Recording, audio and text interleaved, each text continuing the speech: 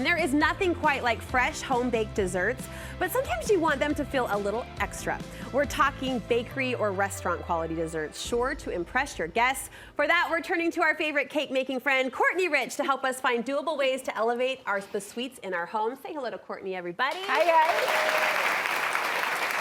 So you can help us go big and fancy, Yes. and you do, but you also believe there are small things we can do to an everyday dessert to make it feel special. Oh, absolutely. And first thing for me is how we're going to serve our desserts. Okay. So if you follow me, and I know you've seen my pantry before, but I am a collector of cake stands and plates. And yes, I use them in photo shoots, but I think there's something so special about pulling out special items that are reserved for your guests or for certain desserts. Maybe it's, I always put grandma's pie on this serving plate. Oh, I love or that. I always have these plates. These plates my mom gifted me right before I went to college, and I have had them now. Look at you know, that. we're about the same age, so Yeah, very yeah, long yeah. time. And now they're some of my favorite, like vintage looking plates that I always, I don't make pie, but my mom makes pie, and she's so good at it. Isn't so it funny she to hear a master cake decorator say, I don't make pie? Okay. I know. Okay. Pie is her thing, cake is my thing. And then also what I love to collect too are just kind of some of these random plates that no matter what they like, if they're just kind of fun and special. And my friend calls them happy plates, and she gifted me happy plates. I have some over here for my birthday one year, and she wrote me a little letter. Like, she just started, her mom did this, collecting just cute little eclectic plates, but we would pull them out just for the happy moments. Maybe we're coming home after a hard day of school and I made chocolate chip cookies, but let's make them a little extra special instead of putting it on like the IKEA plate, you know, the plastic one. Pulling out a happy plate. A happy plate. And then the kids know, oh, this is mom's happy plate. I love and that. we have some too that I've collected where it's places we've been. Oh. And so you know how some people travel and they grab ornaments everywhere they go? I want to do stuff that I am using all the time, and my serving dishes are one of those things.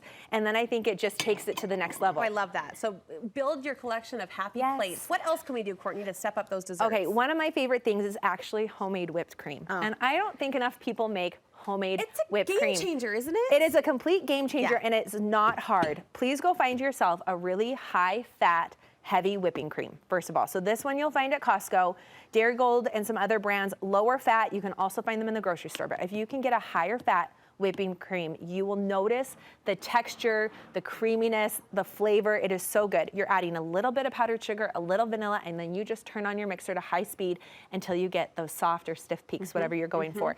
Now, instead of serving ice cream with your pie, now let's just add a dollop of this fresh whipped cream. One of my other favorite things too, and then this kind of just like melts and creates this yummy creaminess to it, add some mascarpone.